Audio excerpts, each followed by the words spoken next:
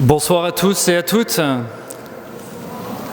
Bonsoir, très heureux de nous retrouver ce soir sur un très beau sujet, un très beau thème, celui de la gratitude.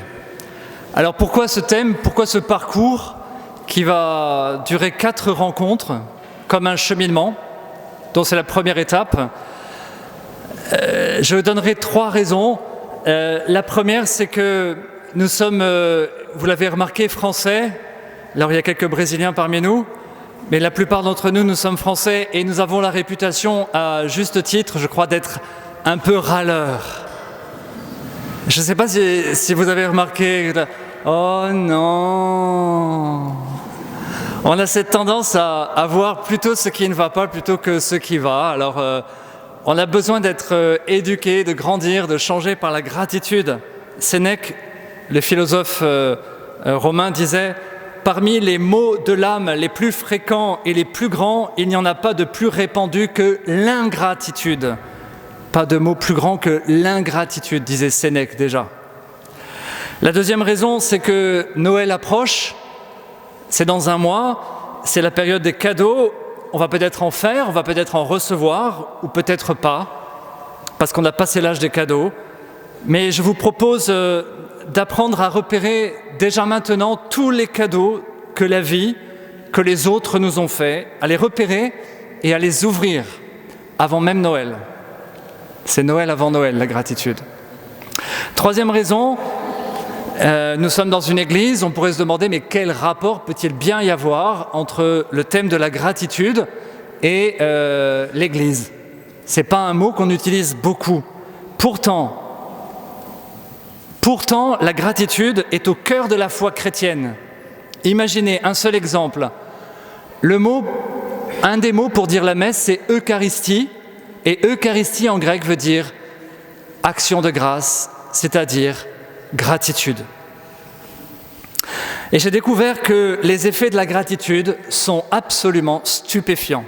Stupéfiants, ils sont nombreux, ils sont durables, ils sont scientifiquement étudiés et prouvés. Des centaines d'études le montrent. Ils touchent toutes les dimensions de l'être humain, le corps, l'âme, aussi bien que l'esprit. Et je vais donc commencer par un premier point pour décrire la gratitude et mieux la connaître. D'abord, c'est un feu d'artifice. La gratitude, c'est un feu d'artifice. Et vous avez l'image sur votre couverture d'un feu d'artifice qui pétille. La gratitude est de toutes les attitudes intérieures la plus bienfaisante, et ses effets sont spectaculaires. Tout d'abord, premier point, des bienfaits sur le corps. La gratitude favorise le sommeil. Une personne dort plus longtemps et plus profondément si elle s'endort dans la gratitude, en pensant par exemple au plus beau moment de sa journée. Elle diminue le stress. Elle a des effets bénéfiques sur le cœur, sur le diabète. Elle diminue le vieillissement. Écoutez bien, elle augmente la durée de vie. Comment peut-on le savoir? Eh bien, des chercheurs américains ont fait une étude sur ce sujet.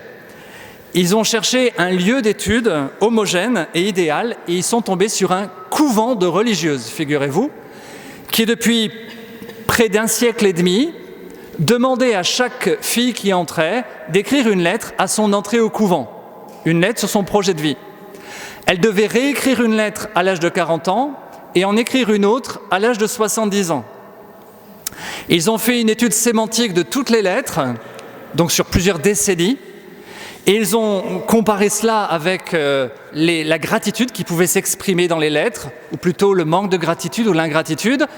Ils ont comparé ça avec l'espérance de vie des sœurs, leur dossier de santé même, et voilà qu'ils se sont rendus compte que plus les sœurs étaient dans la gratitude, plus elles vivaient longtemps, en moyenne 7 ans de plus. Incroyable, 7 ans de plus. Deuxième point, bienfait sur le psychisme et sur le mental. Bienfait sur le psychisme et sur le mental. La gratitude favorise les sentiments agréables, comme la joie, l'amour, la satisfaction vis-à-vis de la vie. Et du coup, elle élimine les sentiments désagréables comme le stress, la tristesse, l'anxiété, le désespoir, la dépression et le risque de suicide. La gratitude fortifie la volonté. Elle aide à atteindre ses objectifs, elle donne de l'énergie, elle fait grandir l'amour de soi, augmente la motivation, donne du sens à la vie et donne confiance dans le futur. La gratitude est même favorable financièrement. Incroyable. Quand j'ai vu ça, je me suis dit, mais comment est-ce possible ? En fait, c'est très simple. Écoutez, elle réduit, comme elle diminue la sensation de vide intérieur, elle réduit automatiquement les comportements de compensation et de consommation excessive, achat compulsif, excès de nourriture, et du coup, c'est bon financièrement pour nous. Incroyable. Troisièmement, des bienfaits relationnels. La gratitude favorise des bienfaits relationnels, touche nos relations. Elle améliore notre relation aux autres, elle favorise un climat de joie, de paix, elle facilite la communication, elle augmente l'attention aux autres, elle favorise la bienveillance. Dans la vie de couple, par exemple, elle aide énormément, car elle favorise la relation, elle dispose au don de soi, qui est le cœur de l'amour. Elle est un facteur de durabilité dans le couple. Quand on est dans la gratitude, dans le travail également, pour ceux qui travaillent, elle contribue grandement à la bonne atmosphère dans un milieu de travail. Ça augmente la motivation et l'efficacité des équipes du coup. Elle nourrit le lien entre les personnes, elle permet un changement de regard sur les situations, elle unifie, elle pacifie, elle accroît l'intégration sociale. Quand on est dans la gratitude, eh bien on a plus d'amis. On est plus inséré facilement. Et plus une personne a l'habitude d'exprimer sa gratitude, plus elle est appréciée. La gratitude favorise la confiance envers les personnes et la réciprocité. En fait, on se rend compte que les bienfaits de la gratitude sont énormes et touchent à tout. Et ce n'est pas fini. Quatrième point, le feu d'artifice continue.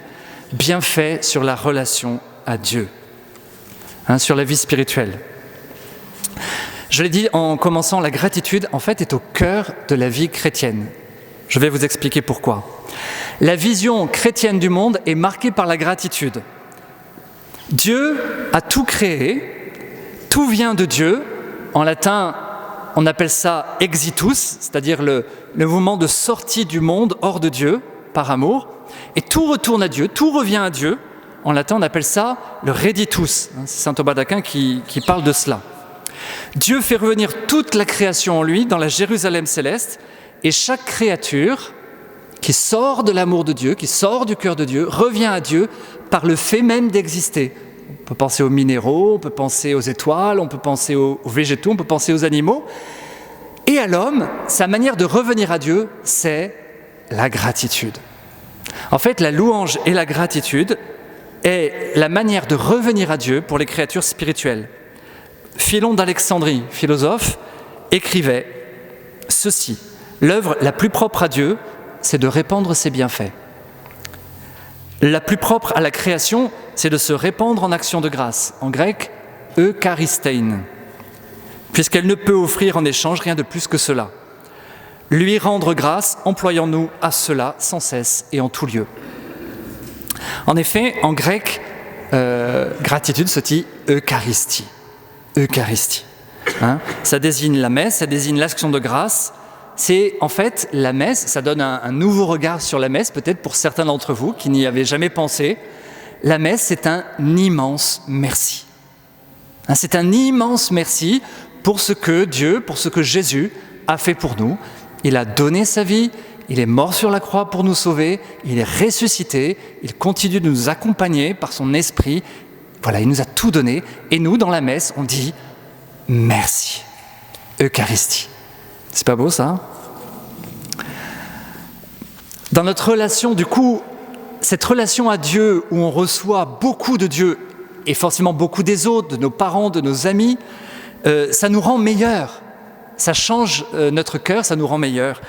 Parce que j'ai reçu des autres, parce que Dieu m'a donné, j'entre du coup dans la gratitude. Et cela suscite quoi ? Le désir de rendre aux autres. Et le fait d'avoir reçu et de rendre aux autres, ou de rendre à Dieu dans la louange, crée crée encore un mouvement de gratitude parce que les autres vont avoir à leur tour envie de donner ou de me donner, mais pas forcément à moi, ils vont donner à d'autres. Il y a un très bon exemple de ça qui est très parlant, ce qu'on appelle la cascade du don. Ça s'est passé dans un restaurant de Philadelphie en 2009, c'est une histoire vraie. 2 amis sortent du restaurant et au moment de payer, ils apprennent par la serveuse qu'un couple qui vient de sortir a payé pour eux. Ils sont stupéfaits et ils décident spontanément, sans trop réfléchir, de payer pour quelqu'un d'autre. Et une des serveuses témoigne les larmes aux yeux, que cette épidémie de générosité et de gratitude a duré pendant 5 heures. Pendant 5 heures. Non seulement les personnes payaient pour d'autres, mais elles ne s'inquiétaient pas du prix et elles laissaient un pourboire généreux. Incroyable, c'est magnifique, magnifique. Vous voyez, l'effet impressionnant de la gratitude qui peut en fait changer le monde. Changer nos cœurs et changer le monde. Enfin, un dernier point qui concerne notre relation à Dieu, c'est le lien entre gratitude et louange. Alors je dis ça parce qu'on a commencé tout à l'heure par chanter, par louer Dieu. Ça a peut-être été nouveau pour certains et étonnant. En fait, la gratitude, c'est le cœur de la louange. C'est l'attitude intérieure de notre cœur qui reconnaît un bienfait. Et la louange, c'est l'expression de cette gratitude intérieure. C'est le mouvement extérieur, la louange, de la gratitude à l'intérieur. Voilà, c'est simple, vous voyez. Et ce mouvement de louange va accroître ma reconnaissance pour tous les bienfaits reçus. C'est une sorte de cercle vicieux. Je suis dans la gratitude, je loue le Seigneur, je dis merci à Dieu ou merci à la vie. Et en fait, en disant merci, j'augmente ma gratitude et ma capacité à recevoir. Plus je reçois, eh bien plus je reçois. Il y a un adage dans la vie spirituelle qui dit « Rendre grâce attire la grâce ». Rendre grâce attire la grâce. Plus on ouvre son cœur, plus on reconnaît les bienfaits de Dieu, eh bien, en fait, plus on est disposé à accueillir de nouveaux bienfaits, de nouveaux cadeaux. Et du coup, on reçoit de nouveaux cadeaux, de nouvelles grâces, on est encore plus touché, on se met à rendre grâce encore plus, et on est prêt à recevoir encore plus. Vous voyez, c'est un cercle vertueux. Et tout ceci fait de la gratitude la plus bienfaisante de toutes les habitudes intérieures. Vous voyez ? Alors je voudrais maintenant vous expliquer, après avoir dit tous les bienfaits de la gratitude, comment on peut grandir dans la gratitude et quelles sont les 3 étapes d'abord de la gratitude. Et je dirais 3 mots commençant par R, les 3 R, 3 étapes de la gratitude. Je vous ai dit que la gratitude était réponse à un bienfait, elle se déroule en 3 étapes. Première étape, vous êtes prêts ? Première étape, R comme reconnaître. R comme reconnaître que j'ai reçu un bienfait. La gratitude commence toujours par une prise de conscience. La prise de conscience d'un bienfait. Je prends conscience que j'ai reçu un don, une aide, quelque chose de gratuit, que je n'attendais pas, et je le vois et je le reconnais. La deuxième étape, c'est R comme ressentir. R comme ressentir, être touché par l'émotion. La première étape, c'est plutôt dans l'intelligence, le souvenir. La deuxième étape est plutôt dans le cœur, dans l'émotion, le ressenti. Je ressens une émotion de gratitude, d'émerveillement, de joie, en prenant conscience que j'ai reçu un bienfait. Je m'arrête et je prends le temps de goûter cette émotion. Troisième étape, R comme remercier. Remercier. Et là, ça touche plus la volonté. Ça touche plus la volonté. Je suis poussé intérieurement à remercier, à dire merci, à agir. Je remercie par exemple pour la personne qui a payé pour le restaurant avant moi. Je remercie le Seigneur de la grâce qu'il m'a donnée, de la vie qu'il m'a donnée. Et je m'en réjouis. C'est important d'aller jusque-là et de ne pas dire un petit merci en passant. C'est je prends conscience, je reconnais, je ressens et puis je remercie. Mais de manière consciente et appuyée. Merci. Merci beaucoup pour ce que tu as fait. Je pense à un exemple très simple. Ça s'est passé dimanche, je courais avec un groupe et il y avait une montée, une calade comme ça. Et je me sentais un peu fatigué au milieu de la montée. J'avais envie d'abandonner. Et il y a quelqu'un qui s'est mis, Benoît, un autre Benoît, qui s'est mis à côté de moi et qui, au lieu de me dépasser et de partir devant, a couru juste devant moi. Il m'a donné le rythme et je me suis dit, mais quelle chance j'ai d'avoir Benoît à côté de moi. Et j'ai goûté, ça m'a pacifié, ça m'a donné du courage, une émotion de joie et de courage. Je suis arrivé en haut, et en haut, je lui dis, merci Benoît. Vous voyez ? Merci, merci. J'ai pris conscience, j'ai goûté, j'ai remercié. Eh bien, ces 3 étapes, je le dis rapidement, vous avez un petit tableau dans le livret, correspondent en fait aux 3 facultés de l'être humain, je l'ai déjà dit, l'intelligence, pour reconnaître, la tête, le cœur, l'affectivité pour l'émotion et les mains pour la volonté, l'action, le fait de remercier. Et ça correspond aussi aux 3 dimensions de notre vie, le passé, le présent, le futur. Reconnaître, c'est plus le passé, ressentir, c'est plus le présent, remercier, c'est plus le futur. Alors, 3e et dernier point, avant de passer aux exercices, Johanna va nous faire vivre un petit exercice parce que le but de ces soirées, c'est pas seulement de découvrir des choses ou d'apprendre des choses, c'est de pouvoir les exercer, les vivre. Et c'est vraiment très important dans ce parcours de faire des exercices, vous allez le voir. Alors comment devenir des personnes habitées par la gratitude ? Premier point, eh bien il faut répéter sans cesse des petits exercices de gratitude. Pour devenir des habitués de la gratitude, nous allons faire pendant ces 28 jours une multitude de petits exercices. C'est pour ça que vous avez un carnet d'exercices et un carnet de notes, pour qu'à force de répéter, l'habitude de gratitude s'imprime en nous et devienne comme une seconde nature. Voilà le but. La répétition crée la transformation. C'est comme un muscle. Il y en a peut-être parmi vous qui font de la musculation.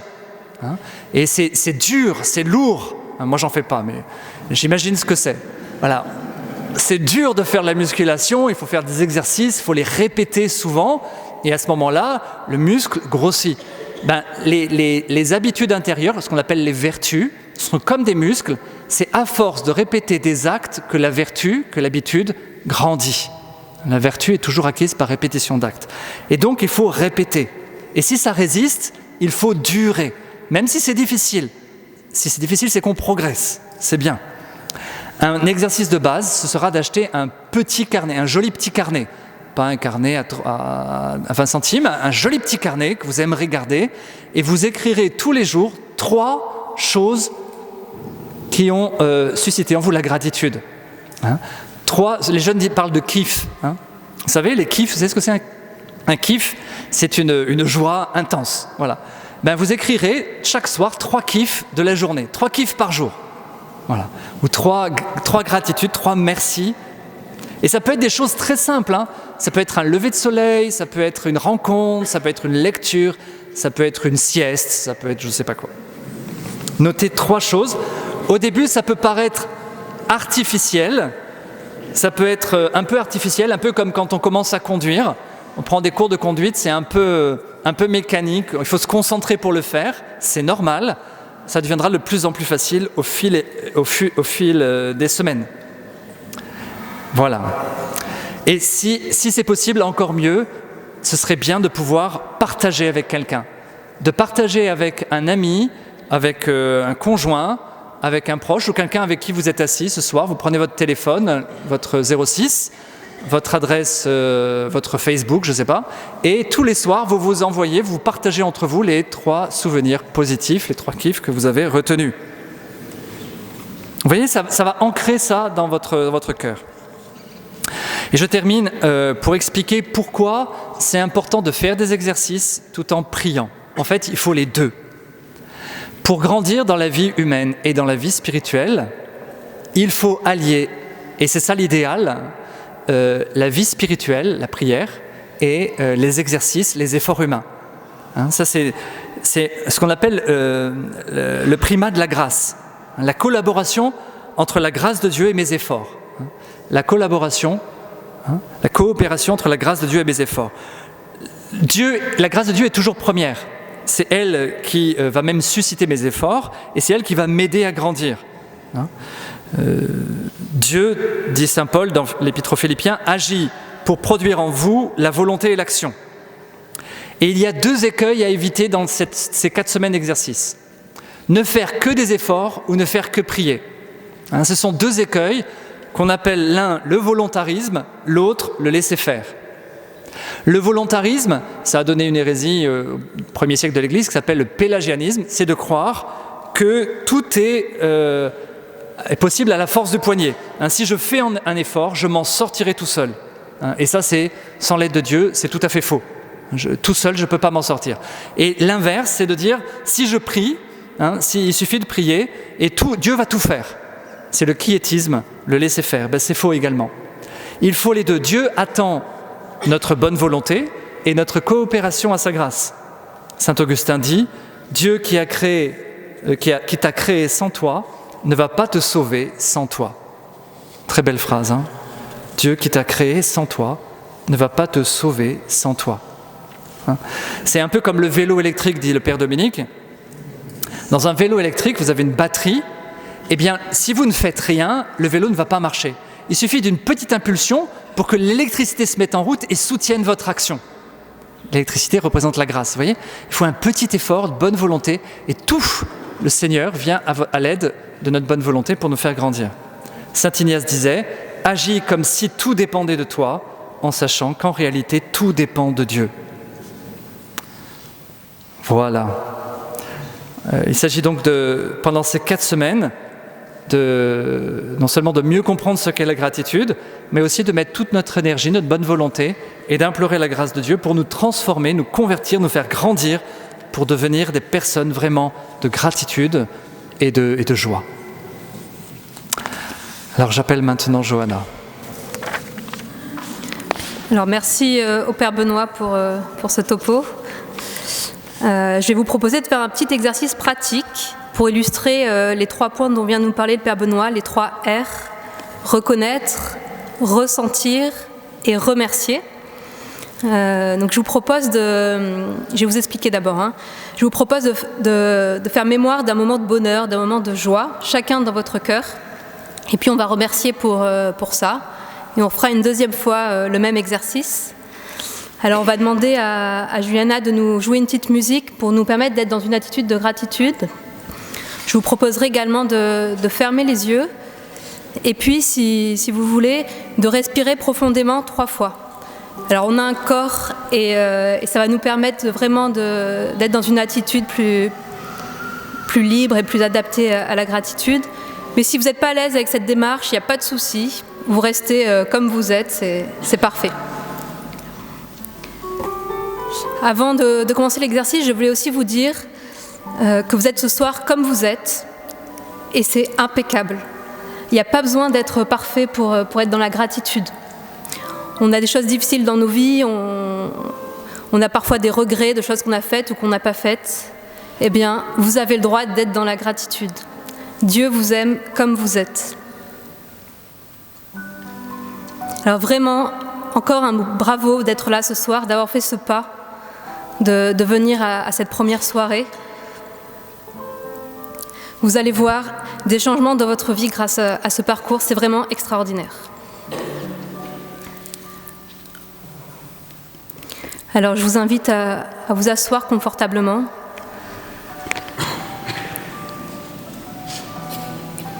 À fermer les yeux.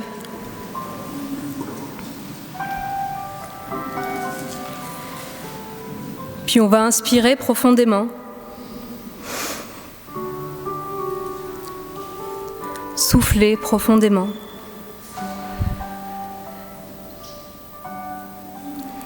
Inspirez profondément. Soufflez profondément, tranquillement. Et puis encore une fois, inspirez profondément. Soufflez profondément.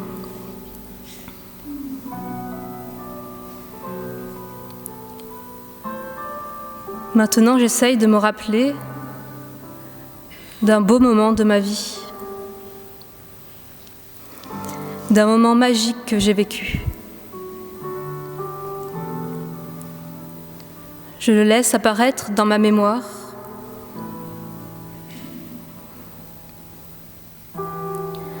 Où j'étais, avec qui j'étais,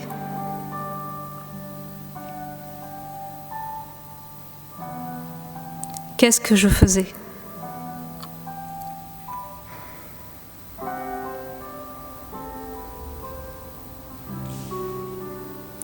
Qu'est-ce qui a fait que ce moment a été extraordinaire pour moi?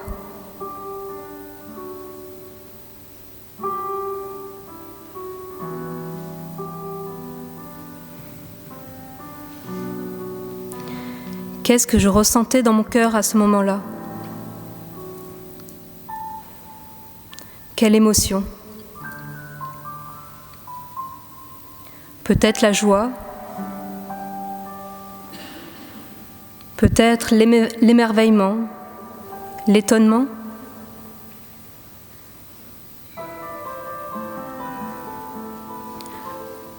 Peut-être la gratitude.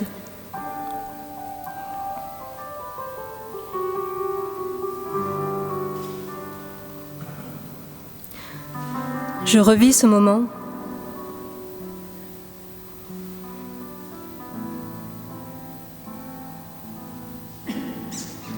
Je peux remercier. Merci. Merci Seigneur de m'avoir donné ce moment. Merci à la vie.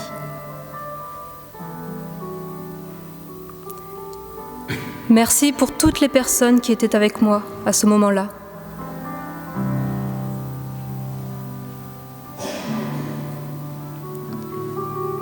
Merci pour ce moment extraordinaire que j'ai vécu.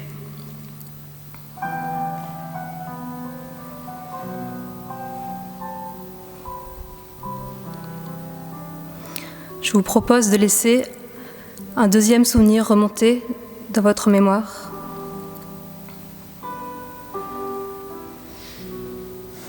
Un moment où vous vous êtes dit « j'ai de la chance ». Où vous vous êtes dit « je suis heureux, ma vie est géniale ».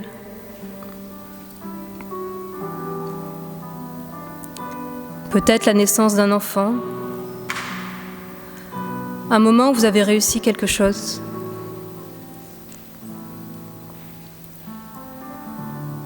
Peut-être un moment de partage avec des amis.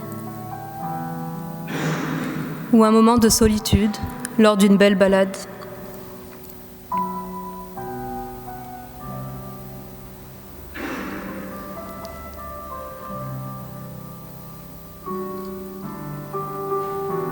Je laisse ce moment apparaître.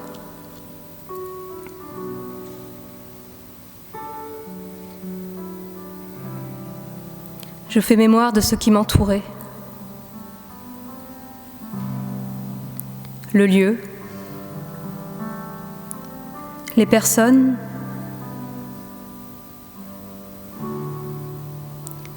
les sons, les odeurs,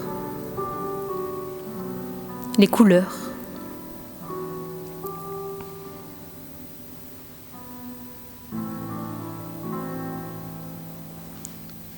Je fais mémoire de ce que j'ai senti à ce moment-là. Je revis ce moment. Je goûte la joie qui m'habitait.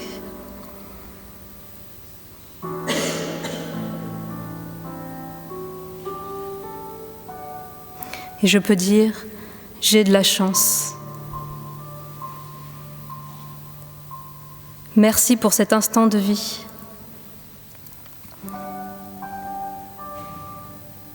Merci pour ce moment de gratitude. Merci Seigneur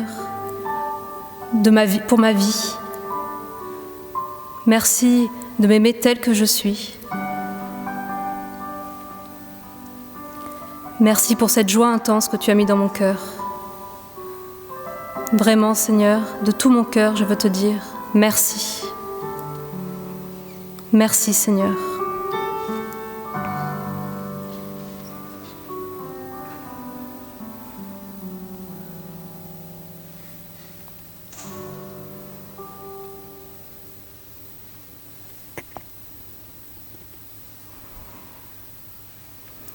Voilà.